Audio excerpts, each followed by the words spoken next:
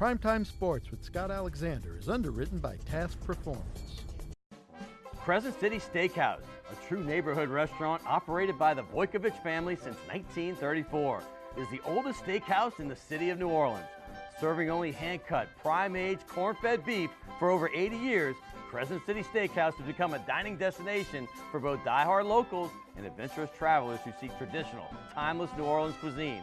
Crescent City Steakhouse, 1001 North Broad, on the corner of St. Philip, in the heart of New Orleans. Fall in love with autumn with PJ's new seasonal lattes. Our pumpkin latte brings you all the flavors of a pumpkin pie with hints of cinnamon and nutmeg, like your favorite holiday dessert in a cup. And our s'mores latte with flavors of toasted marshmallows, warm milk chocolate, and graham cracker cinnamon is sure to bring back campfire memories. The PJ's Fall Seasonal Lattes, available at your local PJ's only for a limited time. So here's the bottom line.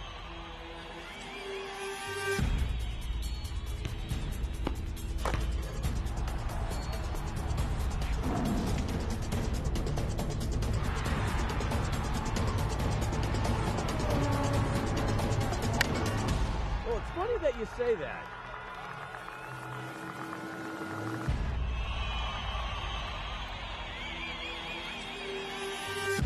Let me tell you.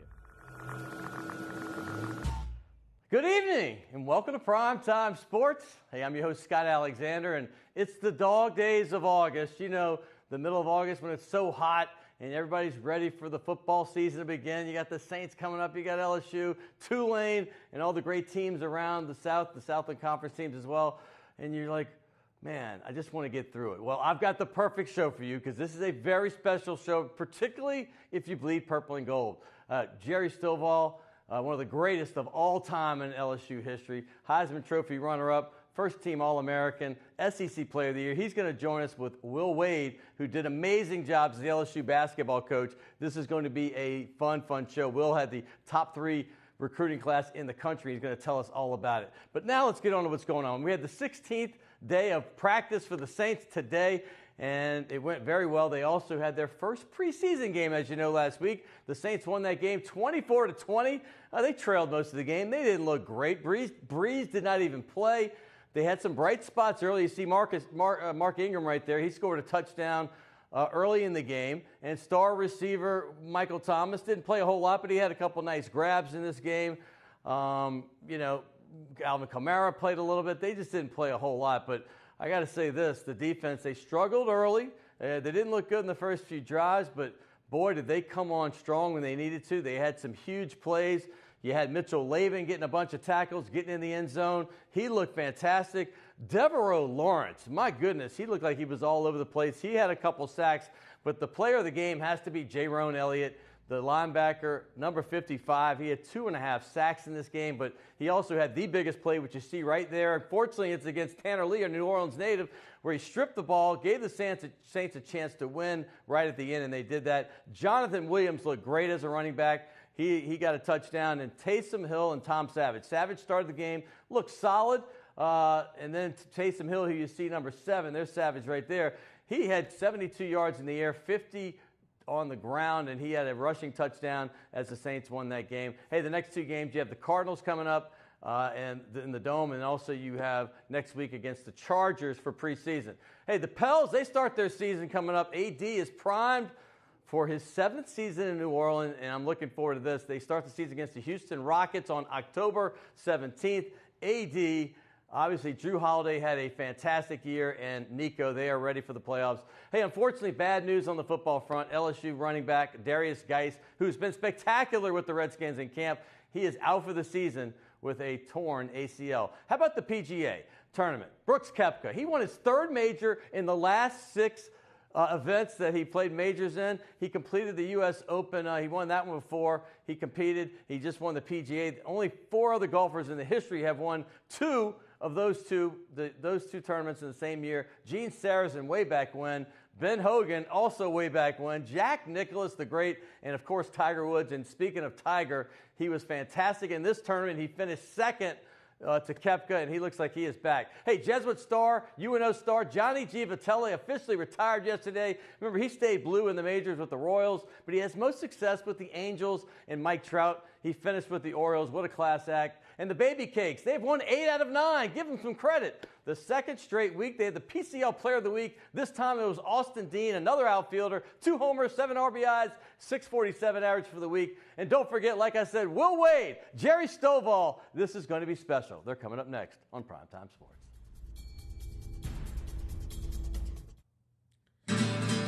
Scott Alexander, he's got the Primetime Sports. Scott Alexander, he's got the Primetime Sports.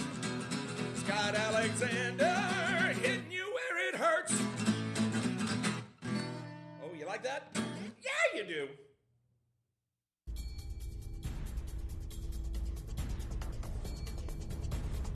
Hey, welcome back to Primetime Sports. And hey, we hit the Saints hard the last few weeks, and why not? Training camp started. We just had our first preseason game.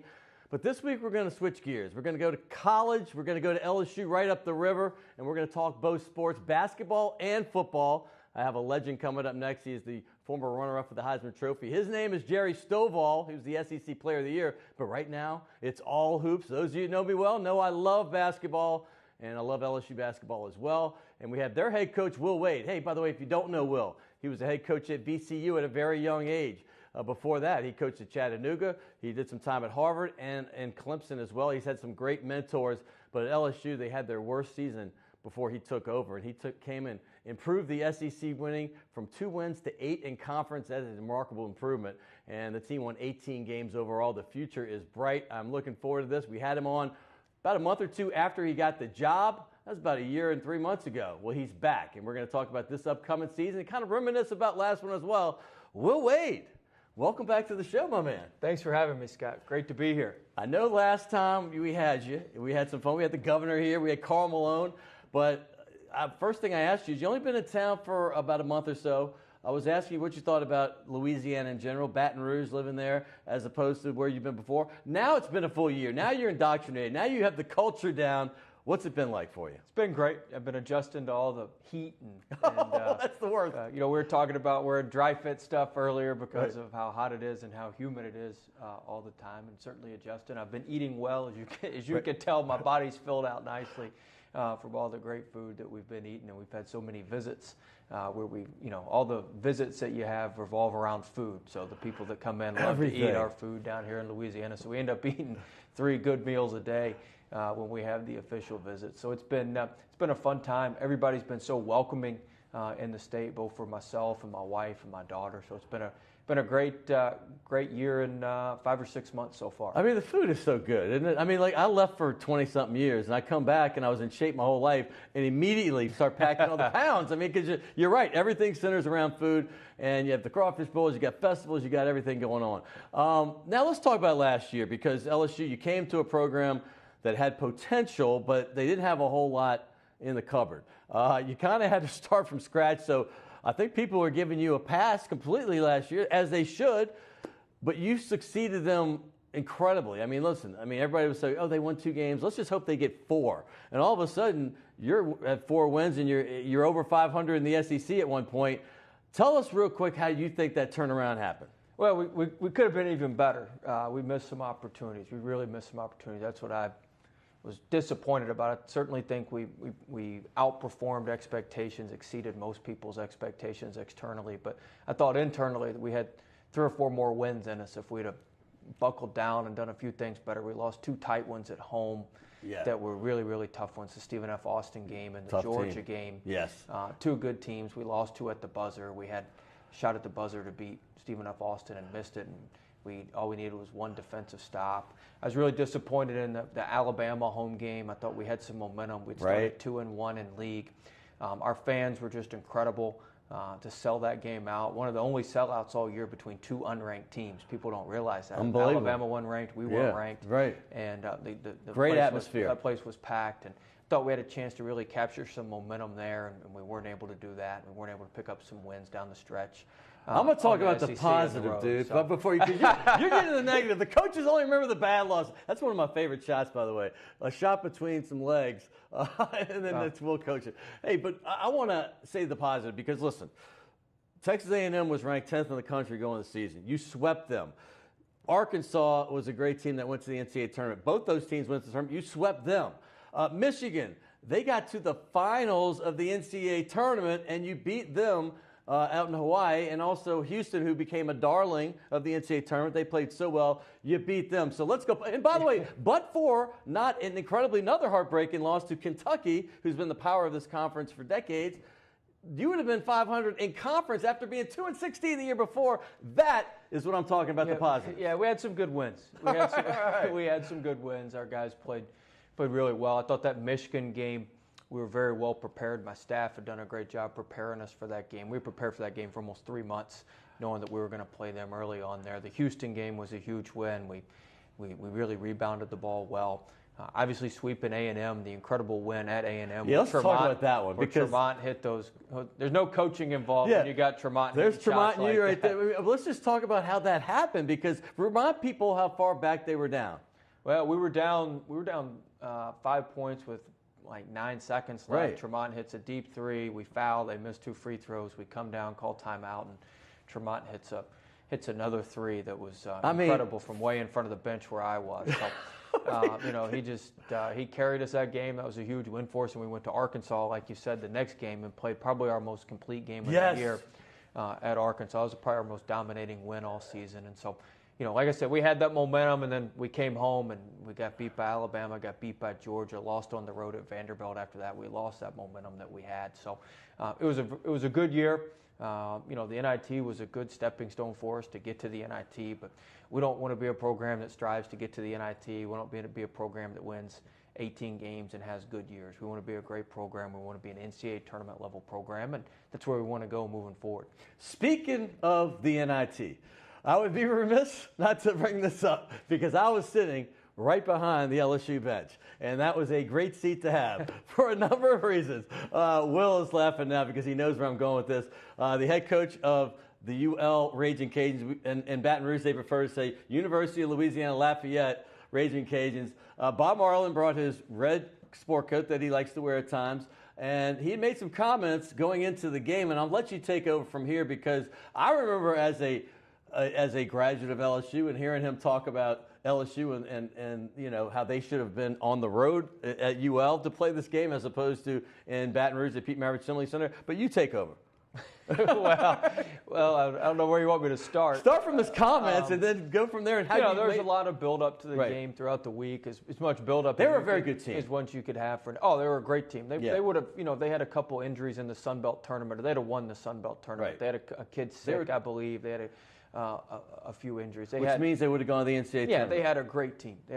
One of their best teams they've probably in their history. Probably so. They had a really, really good team, and leading up to it, I understand he was a little bit frustrated and disappointed that they they had a great season and a great team. They didn't get to the NCAA tournament, and they got sent to LSU for the NIT. But hey, all we did was want to play the game, and our guys really took to heart, what we perceived as a little bit of a slight from those guys leading up to the game, and I was proud of how our guys. We only had 7 players that could really play that night, and so we were shorthanded. We didn't have a lot of guys, but we were able to dig it out and get a big win, and we just wanted to make sure that they had an opportunity to remember the win. We'll remember it for sure. This was the action because I was kind of watching all the act. This is during the game, by the way. This isn't post-game. So the coaches kind of had something. Can you kind of walk us through as much as you are allowed to say? Because I think it'd be fun for people, and I think it's out there anyway. I don't think you want to repeat some of the things that were probably don't want to repeat. Not some all of the those things words that were said. right. I mean, obviously it was a heated game. It was 2 in-state teams, an in-state rivalry.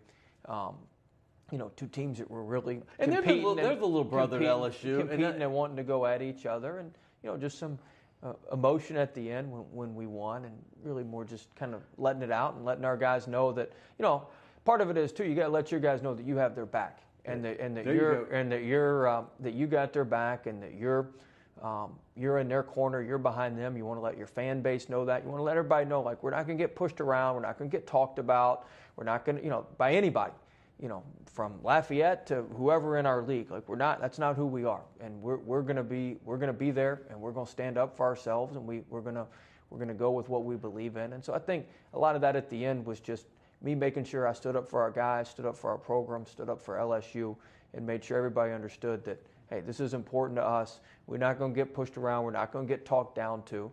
And when we're going to show up. We're going to perform. We're going to let our action and let our actions on the court do the talking.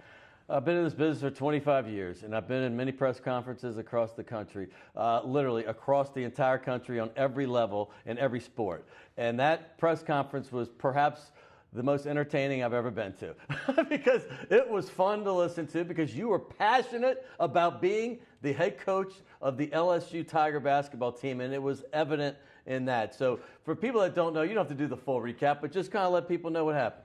Well, it's just, just throwing some numbers out and making sure everybody understood where our program stood and where everything was in the hierarchy of college basketball and how scheduling works and how RPIs work. And I thought everybody should be informed of that. I think when people are informed, they make better decisions. So I just wanted to make sure everybody understood the facts about what's going on. Yeah, why some popping off might have occurred. I get it, and I love it, and I appreciate that.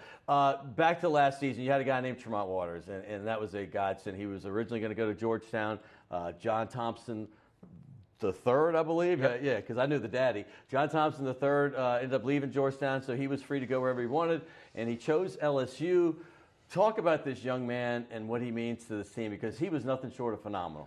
Just awesome. I was actually talking to him on the way down here when I was driving down here to see you. I was talking to Tremont. He's at home and flying back later on this week. But, just a great kid. As good a player as he is, he's an even better person.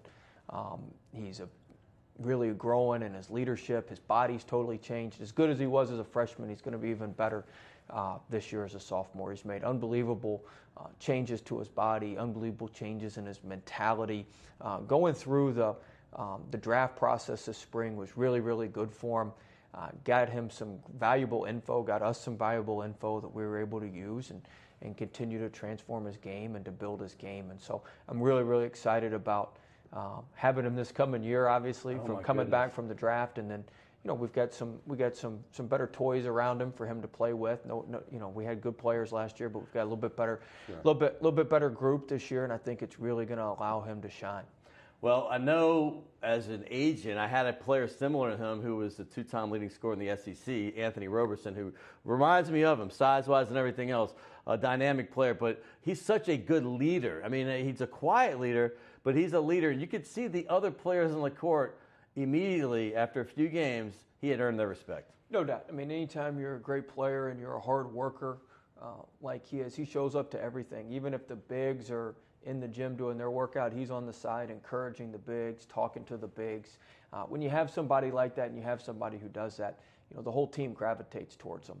And so, I tell Tremont, to whom much is given, much is required. So, you're given a pretty good reign of our team.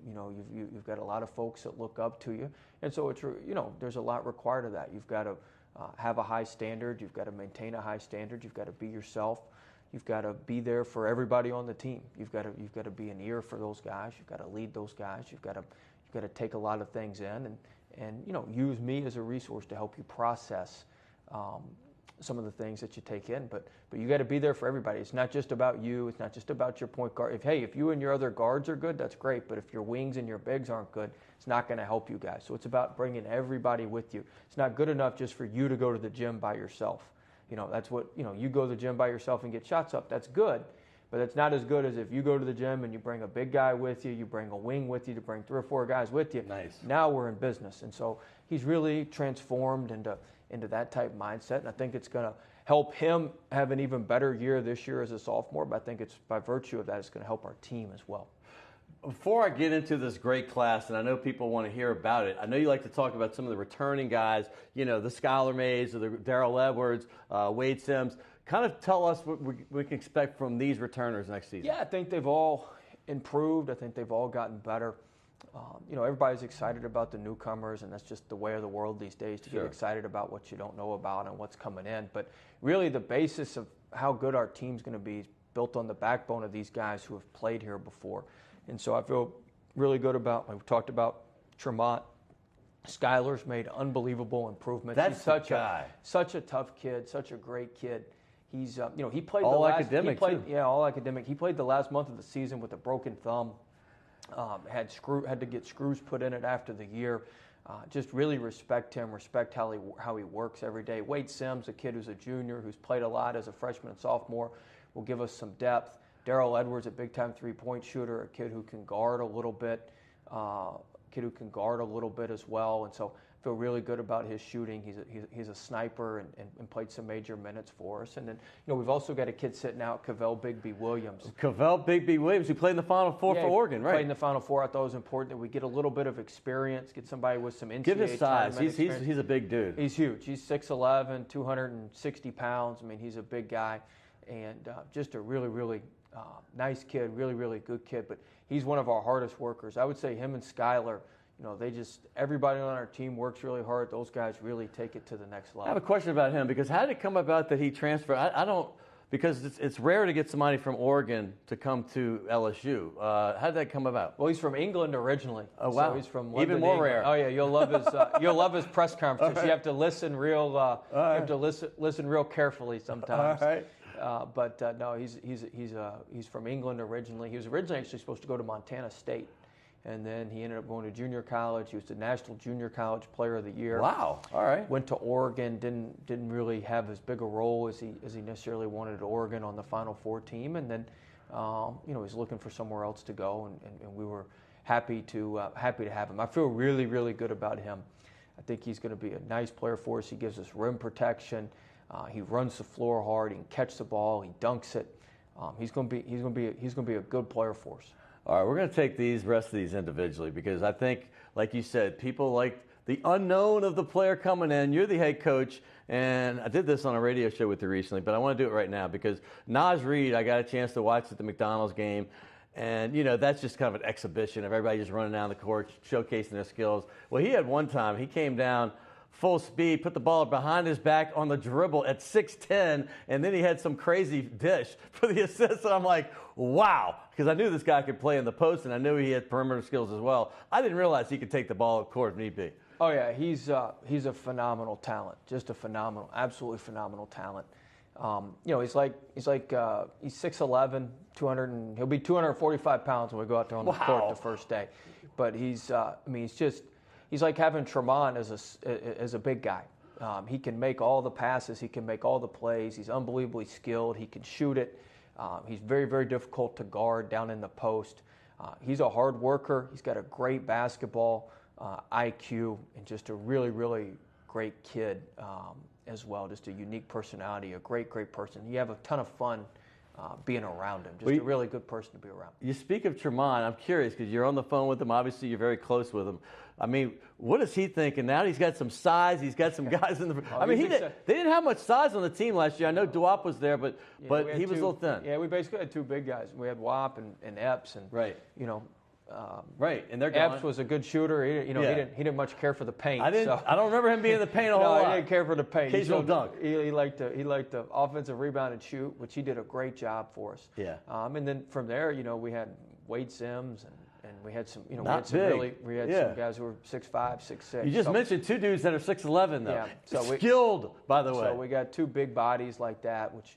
I think that hurt us as the season went on. We just wore down. We didn't have last year. We didn't have the bodies to keep running at some of these teams that just had multiple big bodies. So I felt like, I feel like this year with Cavell and with Naz, we've got legit SEC/NBA size down low, and we'll be able to muscle in there with most teams and do it for the longevity of the season. Another guy with size, not quite as big as those guys, but a guy you got late. I think you felt good about him all along. Emmett Williams. Let people know what this young man is because he's a stud. He is a high motor player. Unbelievable motor. Plays with reckless abandon every play. 6'7"-ish? Yeah, 6'7"-ish, but he's got a 7'3" wingspan. I can see it right there. Everybody gets caught up in height, but the wingspan. reality is the wingspan is much more important because that's what you're doing to go vertically to the rim and being able to block shots and being able to finish around the rim. And so if you don't have a 7-foot wingspan, honestly, unless you're like a point guard, Pat Riley doesn't even look at you. I'm going to tell you that for a fact because I was an agent. He's like, 6'10", no, we don't need him. Yeah, you got to have guys that are long and athletic, and he's long and athletic. He plays hard. The best thing he does, too, is he gives our team a spirit. He's got such a great spirit to him. He's got such a great vibe to him. He's got some juice with him. Every time you're around him, you feel good being around him. I like and that. He makes you feel good when you're around him. He's got a winning mentality. He's just a winner. And so very excited about him and not only what he brings to us on the court with obviously how hard he plays and what he does on the court, but just his personality and the edge that he's going to give us. He's going to give us an edge, which we needed. Well, this class is considered top 5. Everybody, top 3 is kind of the composite. LSU used to get those with Dale Brown when you had the Shaqs, Chris Jacksons, John Williams, Rudy Macklin's rolling through. And then John Brady had Stroh Swift. I remember that was a great class. But this is the best in a long time. And I know Ben Simmons came through with Blakeney, and that was pretty good. But I'm talking about the depth of it. And you got Louisiana's finest in Javonte Smart. I know sometimes you think, he's from Louisiana, he should come stay. So many great players have left the state of Louisiana. The Chris Duhans. I mean, I can go back to Willis Reed. But the fact is, this kid has got great leadership ability from what I've seen. I've watched him live a couple times, and he's got great skills as a guard. Yeah, he really got everything going for us. Without him, we don't get the other guys. Yeah. He's the one who, made it popular, made it cool, helped recruit these other guys to come to LSU. Scotlandville, right? Yeah, from Scotlandville. Yeah. Just a great player, like you said. He's a great leader. He's got a big college physical body. I mean, he's ready to go body-wise, continuing to add some skill. He comes from a great high school program with Coach Sample, won multiple state titles over there at Scotlandville. Great. And they teach them how to play so hard. Those guys play to exhaustion. Those guys play hard, which makes him ready to go once he gets here in college. So he's had a great summer. We feel really good about his progress. But like you said, his leadership, him leading, I told him, I said, if you're going to be a point guard, you got to lead us in the recruiting too. You got to lead us, get some of these guys, get some of these other guys around you that can really, really help you. And he took that to heart and did that and really helped us get this recruiting class rolling. And yet another top 40 player, which I can't leave him out. Darius Days, obviously coming in, another kind of tweener guy. Tell me what he's about. Tell you what, a lot of people don't like to talk about him, but I'm talking about him. I love him. I'll talk about him all day. Just a phenomenal person. First off, just the best. He's from a small town, from the country, rural area. Just an awesome person, unbelievably skilled player. If you look at the ideal 4-3 or mismatch position, as we call it, they don't draw him up any better than Darius. I mean, he is going to be a phenomenal player for us. He can shoot it. He's going to shoot 40+% for his career from 3. He goes to the offensive glass. He's got tremendous basketball IQ, tremendous basketball instincts. Just really, really love him as a player, as a person. He's fun to hang around, fun to be around. And he's going to be a loose team with Emmett and Emmett. Oh, yeah, we got him. Emmett kind of brings the edge. Yeah. Darius is a little more laid back and a little more of the jokester and prankster than Emmett. And those guys are both close, being from Florida and having known each other for a while. But I feel really good. We've got a really good mix with our guys. You mix in. We signed a couple of junior college players in the spring. You got Marlon Taylor. You got obviously Danya Kingsby, and then we got a kid Cortez Cooper. We signed those guys in the spring. Kingsby's a lightning quick point guard, really, really good defender. Mm-hmm. Cooper's more of a developmental guy, somebody who was a good junior college player at the Division II junior college level, and somebody that we're going to count on. Then Marlon Taylor's just an unbelievable athlete. That picture staged? That's not staged. That's crazy. He's just a phenomenal athlete. He's somebody who's going to be able to help us here from day one. He's a great athlete, plays hard, defends, and also is a very good shooter. Shot 43% in junior college from 3. So he shot it as good as Darryl did from 3. Can we start the season in September? Well, no, we need a little time to practice. No, I mean, I'm ready to put the hot tops back on. I'm fired up. We need a little bit of time to practice. So give us a little bit of time, but we'll be ready to go November 6th when we play Southeastern to get things started. Last thing, because LSU has such – it doesn't have the history, obviously, the football, but you have some great players over the years, the Pistol Petes, the Bob Pettits, the Shaquille O'Neals. It goes on and on. Chris Jackson is 3 of the top 50 players of all time in the NBA. I mean, I know there's only one other school. Do you know who that school is? I'm going to guess North Carolina. Houston. That's a good. I Elvin knew that. Hayes. Actually. I knew that. Akeem and Clyde Drexler. No, but one last thing. Rudy Macklin is one of the consummate guys in this ever, and he was on the show just a few weeks ago, and we were talking, and he's such a class act. What is the relationship that you have? I know you've only been here a year, but with some of the older guys like him. Oh, Rudy's great.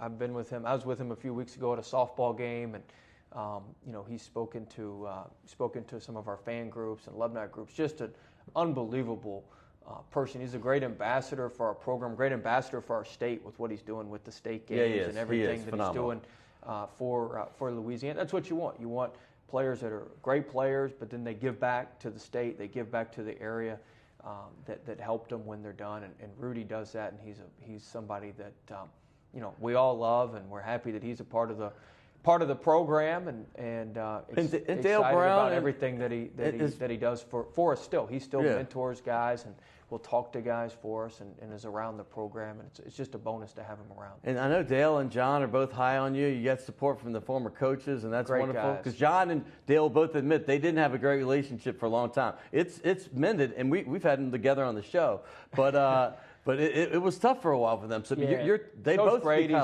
been awesome. Obviously, I got to say nice things about him because he's the color commentator on the radio. You got to. So he'll light into us. And Coach Brown's been phenomenal. I had lunch with him last month, and just been a great resource for me in terms of how to inspire players, how to motivate players.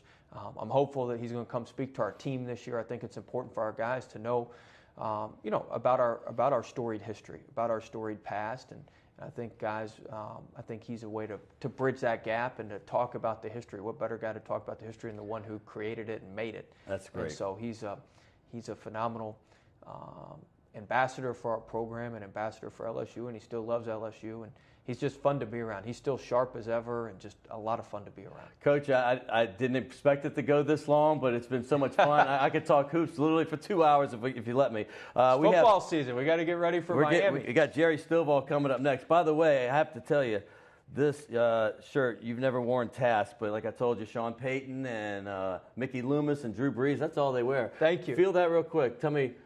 You were right. I'm telling you, you will not wear anything else. You're going to convert me.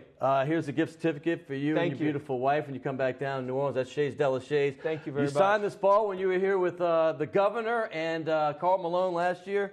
We're going to get you on this LSU ball with guys like Les Miles, Sammy Martin, Craig Stelz, some of the legends. Sign the football. Jen Hale's even out there. She's an LSU grad. How about that? And Will Wade, by the way. I cannot wait for basketball season. If you're a basketball fan, you just heard that. You got to be fired up. But you know what I'm fired up for, too?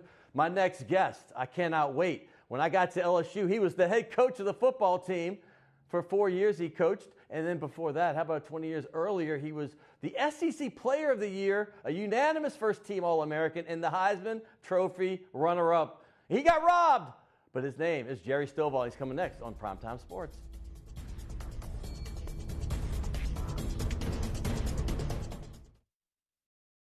Primetime Sports with Scott Alexander is underwritten by Task Performance.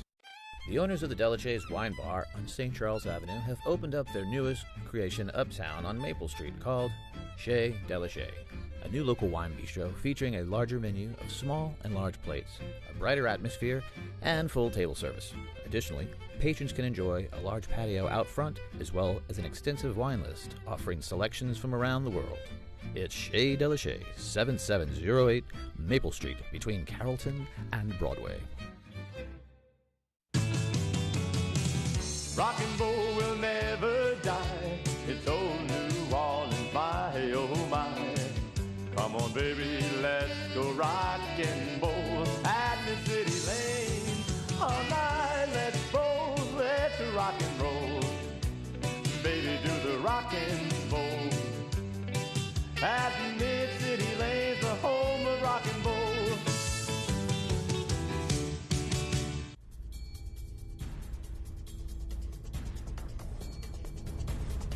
Oh, welcome back to Primetime Sports, and I can't tell you what a treat it was. I already told you the stuff about Jerry. He was a two-time All-SEC player, SEC Player of the Year. He was also the unanimous choice for first-team All-American and a runner-up to Terry Baker from Oregon State in the Heisman Trophy. He finished second, and the vote was that close. Some say he might have been robbed, but I don't know. He was on also that Playboy All-American team. They were on the Johnny Carson show. And here's the stat. This guy didn't just play running back. We're going to talk about some of the running backs. They called it halfback back then. He was a great defensive back. He played for the St. Louis Cardinals. He was the 2nd overall pick in the NFL draft. He played several years with the Cardinals, 3-time Pro Bowler, 2-time first-team All-Pro. And how about this? When he was at LSU, 1962, his final year, that team held opponents in 11 games to 34 total points. Are you kidding me? If you take out their only loss of the season, they gave up 15 to Ole Miss. That means the other 10 games, they only gave up 19 total points. That's 1.9. Yeah, that was part of the Chinese Bandits that got so popular during the championship year, and he was a huge part of that defense as a defensive back. And he also was one of the best punters in the country and certainly one of the best kick returners as well. He was the Swiss Army knife of the LSU Tigers and was considered by many as the best player in the country. And he is right here. He also coached the LSU Tigers when I got there. We'll talk about that in a second. But Jerry Stovall, it is my pleasure to have you on the show, sir. How you doing? Well, I'm doing fine, and it's my honor to be here. Heavens, I know we've been trying to get here for a while, so thank you for being patient with me. No, it's been great. I got to give a shout out to my brother, who's a minister at your church, Whitney Alexander. So he helped facilitate everything, and I appreciate that as well. Yes, he had the map to get us here this afternoon. He got it. He took care of it. He's good at maps. He knows how to drive. He knows how to go places. Let's talk about you as the player, because you came into LSU out of Monroe, Louisiana. And LSU had already won the national championship the year before, in 1958. Right. Freshmen couldn't play back then in 1959. But you got to know a guy named Billy Cannon, who was a senior when you were a freshman. He won the Heisman Trophy that year. And talk about him and your coach, Paul Dietzel, because I know he was a big influence in your life as well. Well, I think the biggest thing is, think about an 18-year-old kid packing his bags and going to play for Paul Dietzel, Charlie McClendon, Doc Broussard, the trainer, and Herman Lang, the Doc's assistants. So you're talking about major people in the structure of intercollegiate athletics. When you begin to look at the athletes and see who were there, then you've got a Billy Cannon, Johnny Robertson, Scooter Purvis, those guys all on the same team. Unbelievable. So it really was. So when they told us that freshmen were not eligible by NCAA rule, that was, it disappointed us, but it was no big deal for us. We played 3 games as freshmen, and that was it. We played Ole Miss, Mississippi State, and Tulane. And then the famous or infamous Dust Bowl, where all the guys that did not play a certain number of games on Saturday evening wound up playing the freshmen in a scrimmage every Monday afternoon. Look at all the positions. So I laugh when I see it, because this is what he played all the time. You must have not come off the field very often. Well, tried not to. Tried not to. Yeah. The more you can do, the more chance you have to be able to play. The more you learn about the sport and about the game, it gives you a better opportunity and a bigger window to look at yourself through. So if you play running back but don't play anything else, you're limited. If you're a defensive back and you don't play receiver, you're limited.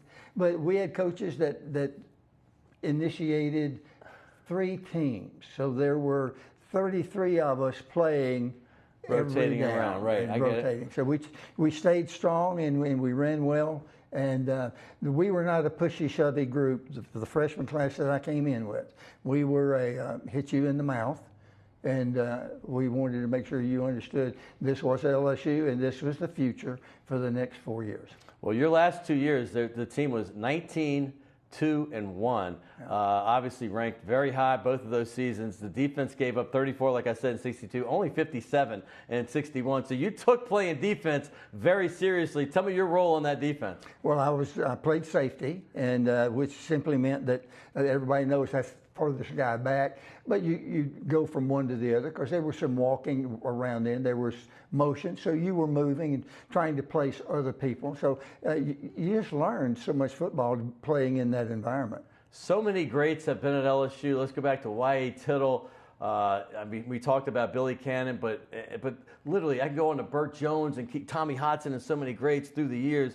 But there's only 2 that have had their jerseys retired, and one is the great Billy Cannon, number 20, And then there was Tommy Casanova, number 37. Right. And you were about to have that honor this year as the third. And there's other basketball players, and there's been like 13 total in other sports. You see Duran Macklin and Ben McDonald right there. Yeah. But you're going to be the third football player this coming fall. The number 21 is going to be retired. And I know it's not officially announced, but I've heard rumors that it's the Georgia game, and that's a big game coming up. But what does this mean to you? Because this is so many years, over 100 years of LSU football, and you're only the third that number will be retired. Well, it's like every other thing. You probably did not look ahead when you started the first day here. You probably did not look ahead and said, hey, this year I'm going to do so-and-so. It's something that happens. It's an honor. I don't know how many names will be on the jersey. I'm assuming the team would have signed it, but you sit back and first thing you do is understand this is not my award. This is our award. They're a group of young men that played with me and for me, that they're a group of coaches that coached us extremely well. So all the success that we enjoyed, we tried very candidly to make sure everybody understood this is an us. It's not a we, and I feel that same way today. I didn't do anything by myself. The only thing I can tell you that I did do, it's sort of a mantra for me, work as hard as you can for as long as you can so you can become the best that the good Lord wants you to be. This is not just going out and pushing and shoving. This is going out and playing. Paul Dietzel recruited you. I mean, he was obviously the national championship coach. I want to take us into the living room. When Paul Dietzel comes in, he's just off a national championship, so I guess the sell's pretty easy. But you're coming in, and you're a star high school player. What does he say, and what was he like? Well, Coach Dietzel and I became very, very close friends. I worked for him, as you well know, as an assistant coach. Yeah. But when his presence was known, Paul Dietzel was coming, you knew it, school knew it. He was such a PR guy and such a salesman. He didn't come to the house without going to the high school. Right. He wanted to walk down the hall, talk to the principal, yeah. see some folks and let the folks see him, and begin to show you that, hey, this is one of the reasons you've come to LSU. People recognize LSU athletes and coaches. So from my standpoint, it was the idea of being able to have plan A to get a scholarship at LSU. And I was very, very fortunate to have that happen to me. And it almost didn't. But to be able to sit down and say, looky here. Wow. Here's the coach of the year. And you got Coach Mack as the defensive coordinator. Right. All of a sudden you got Doc Marty Broussard as a trainer.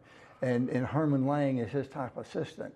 And you begin to feel, what that's like. Then all of a sudden, you look at Bo Campbell and Henry Brown and Buddy Sofker, and you go through a list of names that those guys in the last 2 years that we played together didn't lose very often. They didn't at all. I'm going to say this. You mentioned Charlie McClendon. It's the unique situation you had because you end up playing for him your senior year because Dietzel went on to Army. Right. And then you end up replacing him at LSU. Now, I know Bo Ryan replaced him, and Bo had a tragic accident within a month or so after getting the job at LSU. Right. He was lost in a plane. But talk about Bo, because there's Bo right there. When he got the job at LSU, he was a boy wonder. He'd done some great things at NC State.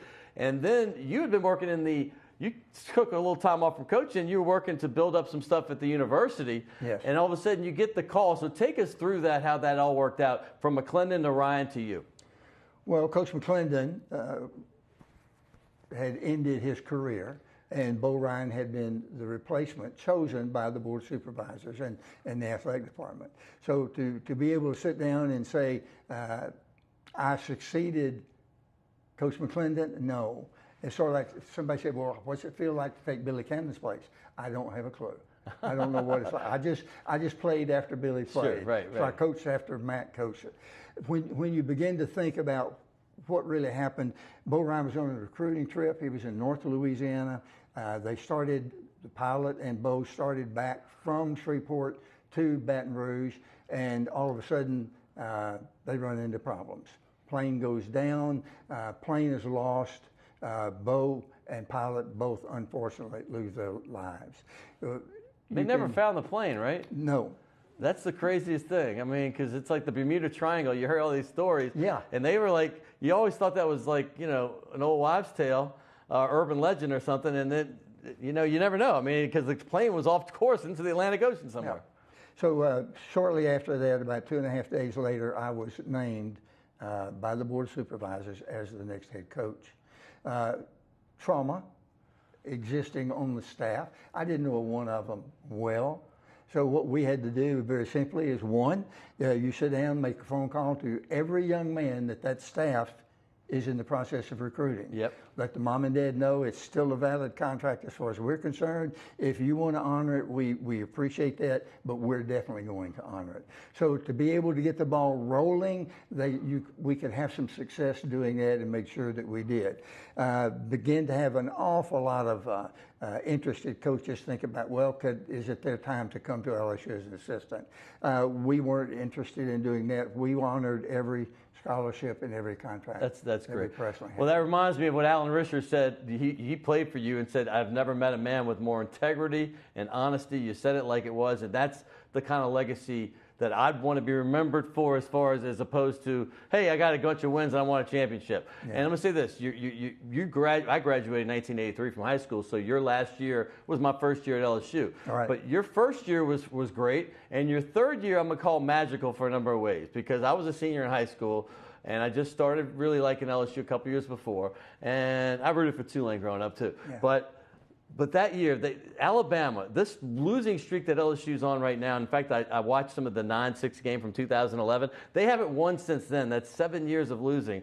But the only streak longer against Alabama that was worse was before you took over, and into your first or second year, it went 11 games without a win. The Tide were so powerful in the 70s. Yeah. I mean, there's Barrett Bryant, but you beat this team in Tuscaloosa 20-10, and that was one of the greatest wins in LSU history, and it started turning the corner for the Tigers.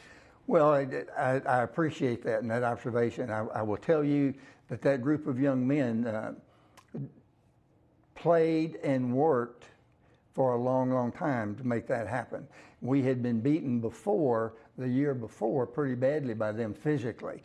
We made a commitment to one another in the locker room after that ball game to make sure that would never happen again. And it's not a fairy tale. It didn't happen again. Cover of New York Times right there. How about LSU defeats Alabama? That was a big win for around the country. Well, it was, and all of a sudden you're proud of it. You're proud of your young men. So whether it's Alan Risher, whether it's Dalton Hilliard, Gary James, no matter who it is, they had a part to play in practice and that Saturday afternoon. One sideline. At the end of the ball game, I go over to shake Coach Bryant's hand, congratulate him. You always do that because his team played so hard. They're always so well prepared. And when I told him that, he looked at me for a second and he said, Jerry, he said, that's the best rear end kicking Alabama's gotten in 25 years. Wow. And I said, Coach, would it be okay with you if I go back and tell my young men that? And he said, no. He said, I'll go in your locker room. Oh, wow. And I said, Barrett Bryant, did he? Yeah. No, he didn't go in the locker room. I told him, I said, I can't do that. Can't let you do that. He said, why? I said, well, if you go in the locker room, when you leave, half of them will leave with you. The aura about him in coaching and playing for him was just, he was the best maybe that's ever been. Yeah. There's a guy out there right now that's walking around in those shoes. Yeah. But when you see someone that has greatness and establishes it and exhibits it to you, that's mark of excellence, and he is. I think most fans remember that game if you were around at that time, but even more, I believe, remember the famous oranges thrown on the field, because that was the huge win against Florida State, 55-10. You put a drubbing on young Bobby Bowden. And I'm going to say this, that got LSU to the Orange Bowl, back to a big game.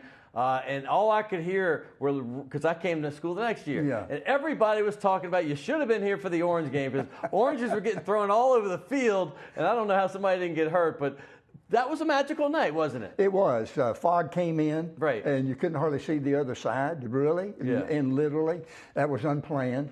The oranges, I was told after the ball game that you could not buy an orange within 75 miles of Baton Rouge. These stories are great. I love it. I don't know if it's true or not, but the idea was that Bobby Bowden's outstanding coach. Florida State was an outstanding team. Winner goes to the Orange Bowl, loser goes to the Gator Bowl. Right. What not to win? You put yourself now as a team in a winning environment. And we told them the more you can win and the better you are, the more times that's going to happen. So now we're in the locker room, and we knew that the people from both the bowl games were there, and we knew that we were a pretty good football team. Nice. And so the kids were excited, and then the announcement was made, and it turned out well. You lost the heartbreaker 21-20 to Nebraska. Tom Osborne, obviously a fantastic coach, but more than I want to talk about that, because that was a great game. Unless you have a great story, I want to get into the great running back history at LSU, and there's so many I'm going to leave out. But for me, off the top of my head, when I think back, before I was born, there was Jimmy Taylor. There was obviously Billy Cannon. You played before I was born. But my era, it was Charlie Alexander, who was my favorite player, may still be of all time, of me watching, because I was a kid. Sure. And then there was Dalton Hilliard, the final decade, who I was in school with. The next decade, I think Kevin Falk was giant for this program. Could have gone everywhere when LSU was at its worst at the time. And then you have the more recent, so I could go to Cecil Collins, but you could also go, obviously, Leonard Fournette and Darius Geis this year. But this particular picture is Kevin Falk, Dalton Hilliard, you, Charles Alexander. Talk about maybe like 10, 15, 20 seconds on each of those guys. Jimmy Taylor had to be a legend when you were young. Oh, he was, but Jimmy was untouchable. When we walked down the halls, you step aside. It was like with Billy Cannon. He was married at the time to Dot, and so you step aside. You let Billy walk by. Why? That's Billy Cannon. That's why you let him go. The respect inside the program at LSU is staggering when you begin to think about that player, Jimmy Taylor, outstanding. To this day, a legend and one of the very best that LSU's ever had. So when we begin to look at who played and who played for what and who played when, it's incredible. Yeah, I mean, like, listen, I know you forged a friendship with Charles Alexander, because I had him on the show when I talked about you. And I remember just rattling off some names, and I just skipped over you, not on purpose. He goes, oh, Jerry Stovall. You got to throw Jerry Stovall in that group. I mean, he was adamant about it. So I was like, that's respect. I mean, when Charles Alexander, a native of Texas, says, hey, this guy is absolutely with the rest of these guys. Well, when you're a coach, and particularly when you begin to recruit a young man going into his home with his family, and we were recruiting his grandparents because that's who he lived with, and you find it that builds a bond that you can never, ever break. He's always going to have confidence and trust in you, and vice versa. When he turns out to be one of the best football players in the country at the collegiate level, that guy was a runner-up for the Heisman Trophy. Yeah, he had Alexander 4 Heisman with the number 4 he wore. Yeah. I just remember that so well. Yeah, and to be able to keep him well and healthy. One day, put him in the golf cart going over to practice. I said, Charlie, can you carry the ball 25, 30 times for me in the ball game next fall? He said, no, never have. And I said, well, we will start this coming Saturday in a scrimmage. The last, I think I'm correct, the last 3 games, he carried the ball 40, 41, and 42. Oh, my goodness. Well, you had some workhorses when you were the head coach. You were an assistant then. When you were the head coach, I mean, Gary James out of New Orleans was a legend, and he played years with the Lions. And, of course, Dalton Hilliard, everybody here knows the Hilliard and James gang. Yeah. And Hilliard obviously had a long career with the Saints, one of their best ever. But that was very special, wasn't it? It was. When you begin to get guys that come in from state. Hilliard, he is the Heisman. I love that one, too, the promotion. Well, he was. Yeah. And not because he wore 21. He's just that good. And when you begin to recruit and go back, most of the offensive people that you've known up to that time in history have come from the offensive side of the ball, and they've been running backs. On the defensive side of the ball, the highest compliment LSU could play you was for you to be a defensive player, particularly a linebacker. Go back in history and look at offense and defense. It goes right down the line. And you sit back and say, do you want to join that line, that legend? Well, of course they do. Man, I am so honored. I could sit here and talk football with you all day. We had Will Wade, and I was just thinking, I wish I had 2 hours with you. I feel like I need 3 with you just to tell the stories. But you're just such a great man, and off the field, even more so than on the field. So I want to thank you very much. My pleasure. We have a couple of gifts for you. We give to our guests. If you're ever back down in New Orleans, that's a great restaurant right near Carrollton and Carrollton and St. Charles called Chez de la Chez. And this shirt, feel this real quick. That is one of the softest things you're ever going to put on. Whoa, that's it. That's unbelievable. If you, I know you still work out. Look at you. I try. You try. Yeah, you obviously do. We also have another nice tradition here where we sign the balls, and man, I can't wait. Hey, Coach Joe, right there. Yep. I just noticed that. Les Miles, a bunch of guys are on this ball. Got you a nice spot. Jerry Stovall, it's been great. I can't thank you enough. My pleasure, anytime. Hey, we're going to be right back. We're going to close out, and we're going to talk a little bit about maybe what's going on the next few weeks. We'll talk some more Saints and all that right here on Primetime Sports.